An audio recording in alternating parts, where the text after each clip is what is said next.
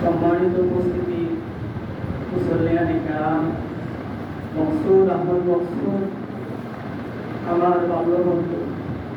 সেই ছোট্টবেলা থেকে আমরা একসাথে বড় হয়েছি। সেই ছোটবেলার কিছু জীবনের কথা আমি আপনাদেরকে বলি, সেটা আপনারা জানেন কিনা জানি না। ছোট্টবেলায় মকসুদ আহমদ মকসুদ অত্যন্ত সুললিত কণ্ঠের অধিকারী একজন মানুষ ছিল। তার ইসলামী সঙ্গীত সিলেট বিভাগের মধ্যে শ্রেষ্ঠ পুরস্কার পেয়েছিল মকসুদ আহমদ মকসুদ।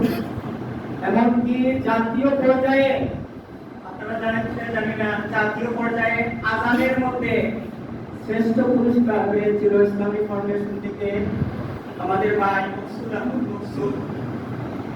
এত সুন্দর আজান দিত মকসুদ আহমদ মকসুদ, সুললিত কণ্ঠে মানুষের মন বিগলিত হয়ে যেতে বাধ্য হতো।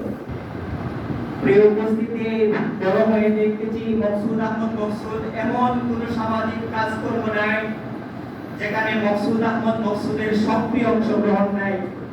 আমি শাহপুর ডিগ্রি কলেজে আছি হিসেবে বলছি, এই শাহপুর ডিগ্রি কলেজের সেই প্রতিষ্ঠা লগ্ন থেকে একেবারে কাল অবধি, একেবারে মরার আগের দিন পর্যন্ত, মরার আগের দিন রাত্রি পর্যন্ত, তারপরে সেই শাহপুর ডিগ্রি কলেজে একটা মিটিং হয়েছিল। এইভাবে আমাদের কলেজের সাথে মকসুদ আহমদ মকসুদ সম্পৃক্ত ছিলেন। কথাগুলো এই জন্য বলছি, তার এই গুণের কারণে যেন আমাদের ভাইটিকে আল্লাহ মাফ করে দেন। আমরা সবাই সম্মিলিতভাবে তার জন্য দোয়া করি। আল্লাহুম্মা গফির মকসুদ, আল্লাহুম্মা গফির মকসুদ।